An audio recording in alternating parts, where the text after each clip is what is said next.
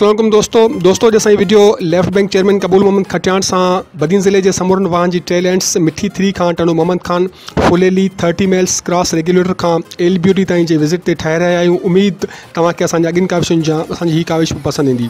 तव्हां अगर असांजो चैनल सब्सक्राइब ना कयो तो जल्द खां जल्द इन चैनल के सब्सक्राइब कयो, इन वीडियो के वध खां शेयर कयो, लाइक कयो, घंटी के बटन के दबाए न विसारींदा। कमेंट्स बॉक्स में अची पंहिंजी राय खां आगाह ज़रूर कजो। हिकिड़े वॾे वक़्त खां पाणी जे फुड़े जलाए तरसंदड़ लाड़ ऐं थर जे सरहदी इलाइक़नि ताईं पाणी पहुचाइण एतिरो आसान कम त न हो। उहो उन्हनि गैर मामूली हालतुनि में जॾहिं सिस्टम बिगड़ियल हुजे ऐं हालतूं मामूल मुताबिक़ न हुजनि। कोरोना वायरस सबबि समूरी ब्यूरोक्रेसी पंहिंजनि घरनि ताईं महदूद हुजे, उते हिन जो टेल एंड जे आख़िरी वाटर कोर्सनि ताईं पहुचण ऐं पाणी पहुचाइण जूं कोशिशूं यकीनन सारा जोगियूं ई आहिनि। हू जिते जिते बि वञे थो अक्सर माण्हुनि जे मुंहं जी मुर्क ऐं अखियुनि जी चमक ॿुधाए थी माण्हू हिन जे कम मां केतिरा मुतमईन आहिनि। जंहिंजो हिकिड़ो नंढड़ो मिसाल मिठी 3 लख पादर शाख जा उहे ज़मीनदार आहिनि जिन जे वॾे वक़्त खां पोइ पादर शाख में पाणी अचण ते सुख जो साह खंयो आहे ऐं उते जूं रौनकूं वापसि मोटियूं आहिनि। कबूल मोहम्मद खटियाण जी हिकिड़ी वॾी खूबी इहा बि आहे त हू पंहिंजे मनसब जा कम पाण ई करे थो ऐं माण्हू अहिड़ी मैनेजमेंट चाहिनि था जेका हिननि जा जाइज़ मसइला हल करे ऐं हिननि खे रिलीफ ॾिए।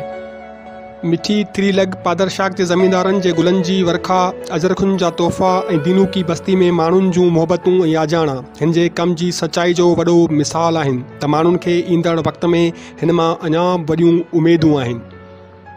कबूल मोहम्मद साहब पाण इंतहाई जेको सो ॾुखी सूरत हाल में ॾुखी पोज़ीशन ते बीठा आहियूं ऐं जेको सो टेल एंड आहे ऐं जेको सो लाड़ ऐं थर जो जेको सो बॉर्डर एरिया आहे हिते जी पाण बीठा आहियूं ऐं हिते पाणी जेको आहे तमामु मुश्किल पहचान हो। तव्हांखे अञा तव्हांखे अहिड़ी ख़्वाहिश आहे त को अहिड़ो इलाइक़ो आहे जिते तव्हांजी माना पाणी पहचान जेका तमामु ॾुखी जेका सूरत हाल जॻह हुजे उते तव्हांजी ख़्वाहिश आहे त उते पाणी पहचाइजे। साईं अॼु बदीन डिस्ट्रिक्ट में तक़रीबन आख़िरी बॉर्डर एरिया में बीठा आहियूं। हीअ मिठी 3 जो इलाइक़ो आहे, पादर शाख आहे। तव्हां ॾिसी सघो था हीअ थर जूं भिटूं तव्हांखे साम्हूं ॾिसण में पियो अचनि जेके थर डिस्ट्रिक्ट ॿियो चेंज थो वञे। आख़िरी वाटर जी शाख जेका उहा बि पादर शाख ॾिसी सघो था, पाणी सुठी तरीक़े सां हले पियो। इरिगेशन जी टीम सॼी गॾु आहे, SDO बि गॾु आहे, असांजो इंजीनियर साहब डायरेक्टर साहब सॼी टीम ज़बरदस्त महिनत कई आहे। पाणी हिन साल असां हर आख़िरी पूछड़ बदीन डिस्ट्रिक्ट में ऐं Tando Mohammad Khan district left bank जे सॼे सिस्टम में हर पूछड़ ते असांजा जेके बि शाखूं आहिनि वाटर कोर्सिस आहिनि आख़िरी वाटर कोर्स ते असां चेक कंदा आहियूं पाणी जे हले पियो त माना कमु ठीकु आहे, कमु तमामु बहितरीन तरीक़े सां हले पियो। हिन साल तव्हां जेके बि डिस्ट्रिक्ट जा पूरे इलाइक़ा पाण जेके अॻे विज़िट करे आया आहियूं उन्हनि में बि तव्हां ॾिठो आहे त पाणी पुॼी वियो आहे, फसल ऐं आबादियूं माण्हुनि हणणु शुरू करे छॾियूं आहिनि ऐं बहितरी जी उमेदु ॾिसण में अचे पई। अॼु खां तक़रीबन 15 महीना अॻु ही 5 सालनि खां सुकल शाख हुई। हिन जॻह ते हींअर जेकी असीं आबादी ॾिसूं था ही टोटल जंग हूंदी हुई। अॼु अल्हम्दुलिल्लाह हिते ईअं सम्झी छॾियो त 100% आबादी आहे। हिन ते असां सां कोऑपरेट रहियो असांजे डायरेक्टर साहब जो, MD साहब जो। गुज़िरियल साल खां जीअं वरी एक्शन साहब आयो, जीअं बि चवंदासीं तीअं असांजी हर ॻाल्हि खे रखंदा हुआ। अॼु बि मशीनरी साईं जिन जी मदद सां कबूल साहब जी मदद सां अॼु इहा असां मशीनरी जेको आहे कमु करे रही आहे ऐं अल्हम्दुलिल्लाह असांजी ही ट्रेल जी आख़िरी पोज़ीशन आहे। ऐं आउं सम्झां थो त 15 महीननि में हिन अहिड़ो को बि ॾींहुं न आहे जे ॾींहुं पादर शाख में पाणी न हुजे।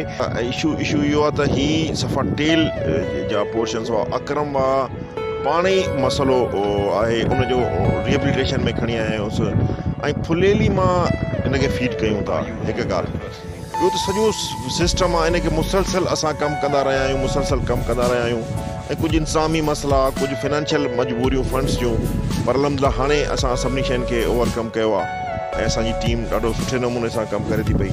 ऐं ॾिसो था त ही टेलूं आहिनि जेके उहे शाखूं आहिनि जेके क्रॉनिक आहिनि अक्रम जूं, अलहमदिल्ला उन टेल आहे, आबादी आहे ऐं माण्हू तव्हांखे पाण ॿुधाइनि पिया। हिते असां वटि 10-11 साल पाणी जी सफ़ाई एॾी किल्लत हुई जो असां लाश खे गुसल ॾियण में LBOD मां पाणी खणंदा हुआसीं। सर पहिरीं जेके ऑफिसर हुआ उहे करप्ट ऑफिसर हुआ। असां सिधो चवंदासीं उहे पैसा वठी असांजो हक़ ॿियनि खे खाराए छॾंदा हुआ ऐं असांजो पाणी पुॼंदो कोन हो। जी सर असां बिल्कुलु 100% मुतमइन आहियूं। जॾहिं चेयरमैन साहब जा ई पावर हुआ तॾहिं SDO साहब हिन ते ज़्यादा एक्शन वरितो, ज़्यादा ताक़त वरिती। न त हिते जा माण्हू सियासी माण्हू हुआ, उन्हनि जा सर रसूख जे करे हुनजी बदिली कराए सघिया त सभु मसइला हुआ, पर साईं जिन जी वॾी महिरबानी जिन असांखे पाणी पहुचायो। नाज़रीन पाण हिते शादी समाल टेल ते मौजूदु आहियूं ऐं पाण सां गॾु जेको सो बशीर अहमद खोसो मौजूदु आहे। पाण जेको सो सहाफ़ी बि आहे, जेको सो प्रेस क्लब जो मेंबर बि आहे ऐं जेको सो टेल जो जेको सो आख़िर जो जेको पुछड़ जो ज़मींदार बि आहे। बशीर, पहिरीं हिते जेको सो पाणी मामला कीअं हुआ ऐं हाणे कीअं आहिनि? सर, सभ खां पहिरीं तव्हांजा असीं इंतहाई शुक्रगुज़ार आहियूं तव्हां हिते आया। असां तव्हांखे पहिरीं जेकॾहिं पाणी जे मामलनि मुताबिक़ ॿुधायूं त हिन खां 2 साल पहिरीं हिते पीअण जो पाणी कोन ईंदो ऐं 2-2, 3 साल पाणी कोन ईंदो। इरीगेशन जी टीम इंतहाई घणी महिनत कई, जंहिंमें असांजो मेहनती SDO फयाज़ कमरानी साहिबु, उनखां पोइ असांजो डायरेक्टर मीर गुलाम अली ख़ान साहिबु ऐं असांजो एक्सीएन नदीम ईसानी साहिबु, उन्हनि जी महिनत हुई। उनखां पोइ जीअं कबूल मोहम्मद खटियाण साहिबु, उनखे जीअं एरिया वाटर बोर्ड जी जेका चार्ज मिली आहे, उनखां पोइ जेका उन ॾींहुं राति महिनत कई, तक़रीबन अकरम हुआ ते जेके इलीगल पाइप हुआ उन्हनि खे कढायो, जेके इलीगल वाटर कोर्सिस हुआ उन्हनि खे पंहिंजी असल माप ऐं असल डिज़ाइन ते आंदो। तव्हां यकीन कयो त असां वटि अनलिमिटेड पाणी आहे। अॻे जून में असां वटि पीअण जो पाणी कोन हूंदो, हींअर हिन वक़्तु जून में 1 फुट पाणी आहे टेल में। ऐं असांजूं तव्हां ॾिसो पिया त 100 सैकड़ो जेके आबादियूं आहिनि उहे बहाल आहिनि, असांजूं ज़मीनूं, असांजूं फसलूं तमामु असां बेहद शुक्रगुज़ार आहियूं पूरी इरीगेशन जी टीम जा ऐं असांजे SDO फयाज़ कमरानी साहिबु ऐं chairman area water board ख़सूसन rice कबूल मोहम्मद खटियाण जा, जंहिं ॾींहुं राति काविशूं ऐं महिनतूं करे हिते जेको आहे टेल में पाणी आंदो आहे। इरीगेशन जे निज़ाम में बेपनाह सुधारा आंदा आहिनि। पाणी जी चोरी रोकाई आहे, वाहन जी खाटी कराई आहे, पूरे डिस्ट्रिक्ट में 24 कलाक हले थो। असां जेको आहे सो हुनजा बेहद मशहूर आहियूं, जेको असां टेल जे ज़मींदारनि जे लाइ एतिरो सोचे थो, एतिरी महिनत करे थो। ऐं कमरानी साहिबु ऐं खटियाण साहिबु या ॿिया जेको इरीगेशन जी टीम आहे, ईसानी साहिबु आहिनि, डायरेक्टर मीर गुलाम अली टालपुर साहिबु आहिनि, सभिनी खे जेको आहे सो ऐं ख़राज तहसीन पेश कयां थो। उन्हनि बहितरीनु कमु कयो आहे। जी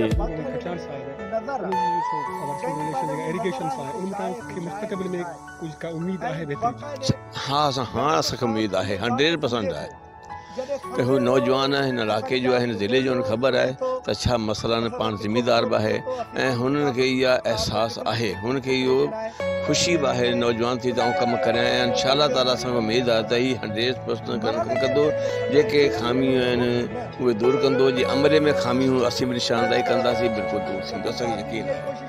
पाणी ही 4 महीना खनि थिया त असांखे हिते अपॉइंट कनि, त जेके लीडरशिप आहे असांजी, उन्होंने असांखे जेॾीमहिल अपॉइंट कने त मूंखे चवनि त पाणी जी खोट आहे बदीन डिस्ट्रिक्ट में, जेके आख़िरी टेलैंड्स आहिनि पाणी उते पुॼाइणो आहे ऐं जे करे सघो त इहो ॾाढो सुठो कमु थी वेंदो। त लीडरशिप खे असां चयो असांखे पॉलिटिकल प्रेशर न ॾिजो त कंहिंजो वाटर ठाहिणो आहे या कंहिंजो टोड़णो आहे, हुनजो फ़ोन असांजी तरफ़ां कोन ईंदो। लीडरशिप जी तरफ़ां असांखे फुल ओके मिली त तव्हां कमु करो। ग़रीब फार्मर जेके टेलैंड्स जा आहिनि पाणी उन्हनि खे पुॼाइणो आहे। चेयरमैन साहिब जी तरफ़ां, आसिफ ज़रदार जी तरफ़ां, असांखे सभिनी तरफ़ां फुल सपोर्ट हुई त तव्हां वञो, कमु करो, माण्हुनि में वञो ऐं माण्हुनि जा जेके टेलैंड्स, जेके बि बदीन डिस्ट्रिक्ट पूरी पट्टी जा जेके टेलैंड्स आहे, 0 पॉइंट खां वठी तव्हां शेरवा, खोरवा, इमामवा जागीर, सुल्तानीवा, हिते पंगरे जूं टेलूं, माना जिथे बि नेवी चक में पाणी कोन पुॼंदो, माना जेके बि आख़िरी टेलैंड्स वाटर, तंहिंजे करे ही 4 महीना थिया आहिनि तक़रीबन। ऐं 4 महीना बदीन डिस्ट्रिक्ट में रहणो बि पियो आहे, उते वेठा आहियूं, हर वक़्तु अलर्ट आहियूं, टीम सॼी असांजी अलर्ट आहे, एक्टिव आहे। तव्हां ॾिठो हूंदो असां हर हफ़्ते हर टेल में किथे न किथे असां हर ॿिए ॾींहं ते वेठा आहियूं। असां सां केरु बि कॉन्टेक्ट करे थो, को ग़लति कमु थिए पियो किथे, तव्हां असांखे ॿुधायो, इमीडिएट एक्शन असां कोशिशि करे खणंदा आहियूं। को बि कमकार हुजे, जेके बि हिते सॼी टीम असांजी वेठी अथव, तव्हां सां गॾु आहे and we are working with you. को बि कमकार हुजे ॿुधाईंदा अचो, असांखे तव्हां पंहिंजी राय ॾींदा अचो, असां उनखे फॉलो कंदासीं। जेको बहितरी थी सघंदी जंहिं बि शइ में, असां बदीन डिस्ट्रिक्ट जे लाइ, बदीन डिस्ट्रिक्ट जे माण्हुनि जे लाइ, सभिनी लाइ असां बहितरी करण जी कोशिशि कंदासीं। बदीन ज़िले जे आख़िरी टेल एंड ताईं हू पाण वञी उतां जे सूरताल जो जाइज़ो वठे थो। न रुगो जाइज़ो वठे थो पर पंहिंजे कयल कम जी वरी सार संभाल बि लहे थो। इरीगेशन जे समूरे अमले खे पाण सां वर्किंग रिलेशन में रखण वारो कबूल मोहम्मद खटियाण ॻाल्हियुनि खां वधीक पंहिंजे अमली कम में ईमान रखे थो। बदीन ज़िले जे समूरनि वाहन जे पुछड़नि ताईं पाणी पहुचाइण जो ख़्वाहिशमंद कबूल मोहम्मद खटियाण LBOG खां वेंदे 0 पॉइंट ऐं टंडे मोहम्मद खान जे 30 माइल्स ते क्रॉस रेगुलेटर खां वेंदे LBOG ताईं जा डिघा पंध बि इन करे कया आहिनि त जीअं सिस्टम में सुधारो आणे समूरनि वाहन जे टेल एंड्स ताईं पाणी पहुचाए सघिजे, जंहिं जे लाइ हिन जूं कोशिशूं ऐं काविशूं जारी आहिनि। हाणे गुज़िरियल साल असां इहा जॻह पोखी सारियुनि जी उहा थी अगस्त या सितंबर में, हिन वक़्तु असां इहा पोखी मई में करे छॾिया। उनजी महिरबानी जेका आहे सा रईस कबूल मोहम्मद खान खटियाण जी आहे। अॻु में पाणी जा मामला इहे आहे त जे पाणी अची वेंदो त नेमत सम्झंदा हुआसीं, ऐं हाणे जेको आहे असां ईअं था सम्झूं त कबूल मोहम्मद साहिबु असांखे नेमत हर वक़्तु मौजूदु करे ॾींदी आहे। टेल जा ज़मींदार हमेशा ह्यू एंड क्राई जे अंदर ही रहा हुआ, पर लास्ट 40 इयर्स में जो कम कोन थियो आहे हू हेल साल अल्हम्दुलिल्लाह साईं कबूल खान खटियाण जी सरबराही में थे पियो। ऐं स्टाफ इरिगेशन जो है तमाम कोऑपरेट करे पियो। ऐं हिते जो साइड लाइन्स में जी पांदी वाह है, ॿिया वाह आहिनि, अकरम वाह है, हुते जेकी साइड लाइन में पानी वञे पियो उनजो जो गेज आहे हिन टाइम ते तो बिल्कुलु नॉर्मल आहे। ऐं उनमें डेफिनेटली सीडा ऐं इरिगेशन डिपार्टमेंट पंहिंजो किरदारु अदा कनि पिया। ऐं तमामु हिकिड़ो इहो मर्द मुजाहिद वारो कमु कयो आहे कबूल खान खटियाण। ऐं इन जा इफेक्ट्स जेका आहिनि हींअर ई नज़र अचनि पिया त अॻिते अचण वारे टाइम में इहा प्रैक्टिस जेकॾहिं जारी रहंदी ऐं इन शइ खे पाण कंटिन्यू कंदासीं त डेफिनेटली फार्मर्स जेका आहिनि उन्हनि खे वॾी सपोर्ट ईंदी। सिंध जी ज़मींदारी जेकी आहे हू फ्लरिश कंदी। असांजो चेयरमैन साहब असां सां गॾु आहे, जेको अॻुवाण असांजो असांजी पूरी काबीना गॾु आहे। अलाह जी महिरबानी सां जेको असां हींअर वठूं था पिया तमामु बहितरीनु आहे। अलाह जी महिरबानी सां इहो वठंदा ईंदासीं।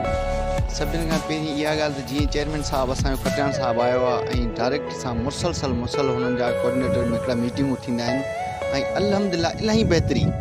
टेलनि में तमामु घटि पाणी हो, शुक्र अल्हम्दुलिल्लाह। तव्हां जिथे बि हलो था न असां सां गॾु तव्हां ॾिसो उते टेल टच था कनि। हिते माशाल्लाह पाणी जो जेको बहिकरा उते तमामु घणा सुठा आहिनि, वापर मक़दार में पाणी मौजूदु आहे, पर टेल एंड्स जा पाणी जा इशूज़ आहिनि उते जेको सभु माण्हुनि जी शिकायत आहे त इहा केतिरनि ॾींहंनि में दूर थी सघंदी?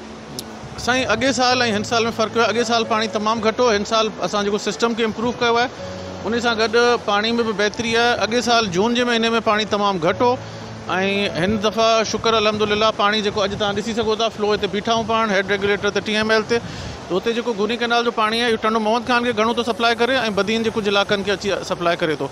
तंहिंजे करे पाणी जो जेको पोज़ीशन आहे बहितर थी आई आहे ऐं रोज़ बरोज़ बहितर थींदी वेंदी। पोखी हाणे गुलारची वारे पासे शुरू आहे, माण्हुनि जा ॿिजा तक़रीबन तयारु आहिनि। पाणी असां रोज़ वधाईंदा वञूं, थोरनि थोरनि ॾींहंनि में रोज़ 2-3 डेसिमल 2 डेसिमल 3 डेसिमल वधंदो वेंदो पाणी। तंहिंजे करे पोज़ीशन तमामु बहितर आहे ऐं हिन में फ़ाइदो थींदो फार्मर्स खे हिन साल बहितरी ईंदी।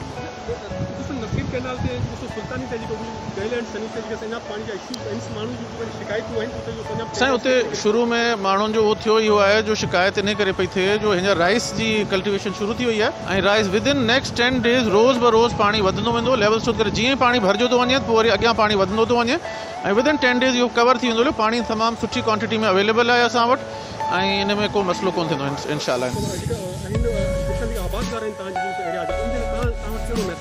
असां वो मैसेज आहे त हाणे जेके कुझु ॿिज पिया कनि कुझु छटूं पिया कनि त उहो भले पंहिंजो सिस्टम रखनि पर थोरो घणो पाण में एतिरो फ़र्क़ु रखनि त जीअं 7 ॾींहंनि खां 10 ॾींहंनि ताईं सभिनीनि खे 10 ॾींहंनि जे अंदरि असांखे फुल पाणी ईंदो त तेसि ताईं माना स्टेप में हलनि त उन्हनि खे पूरे नमूने सां सही नमूने सां पाणी पहुचाए सघूं।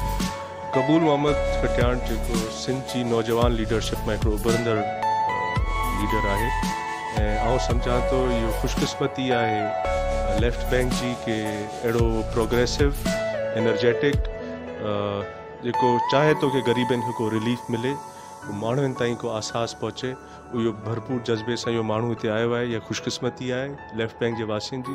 ऐं सम्झां थो जेको मूं कॾहिं जहिड़े तरीक़े सां हिते खाटी खराणी आहे हिते जे वाहन में मूं अॻे न को ॿुधी न को ॾिठी। साईं जेको खटियाण साहिबु आहे उहो तमामु महिनती इंसानु आहे, महिनती माण्हू आहे, असांजो प्यारो दोस्त आहे ऐं अलाह साईं हुनखे ख़ुशि रखे। हुन सां गॾु जेका टीम आहे पंहिंजो मीर ग़ुलाम अली साहिबु, टारपुर साहिबु ऐं ॿिया इंजीनियर साहिबु जेको एसडीओ साहिबु पूरी टीम हुनजी जेका आहे न सुठो कमु करे पई ऐं इनशाअल्लाह इन खे अलाह साईं अॻिते वधाईंदो ऐं उन सां गॾोगॾु सभिनी खे ख़ुशहाल रखंदो। चेयरमैन लेफ्ट बैंक बदीन कबूल मोहम्मद खटियाण जी इहा ख़्वाहिश आहे त हिन जे कम जे नतीजनि मां मुस्तक़बिल में के चङा नतीजा ई निकिरनि ऐं मुस्तक़िल बुनियादनि ते सिस्टम में बहितरी रहे। हू पंहिंजे उन कम कोशिशुनि ऐं काविशुनि में केतिरे क़दुरु कामयाब वियो आहे इहो वक़्तु ई ॿुधाईंदो, मगर हू पंहिंजे अमली कम खे उन ई जज़्बे सां जारी रखियो अचे जंहिं जज़्बे सां हिन उन कम जी शुरूआति कई हुई। आफ़तुनि जे दौर में बि हिन जो ग्राउंड ते माण्हुनि जे विच में रहणु ॿुधाए थो तू पंहिंजे कम सां केतिरो सचो आहे। मुस्तक़बिल में पंहिंजे कम जे नतीजनि मां पुरुमीद कबूल मोहम्मद खटियाण भली 100 सैकड़ो नतीजा न ॾिना हुजनि पर तॾहिं बि हिन बीठल पाणी में पत्थर उछले लहरूं ज़रूरु पैदा कयूं आहिनि जेके हिन सिस्टम में हिकिड़ी नई हलचल पैदा कंदियूं जंहिंसां हिन सिस्टम में तब्दीली जा वॾा इम्कान मौजूदु आहिनि।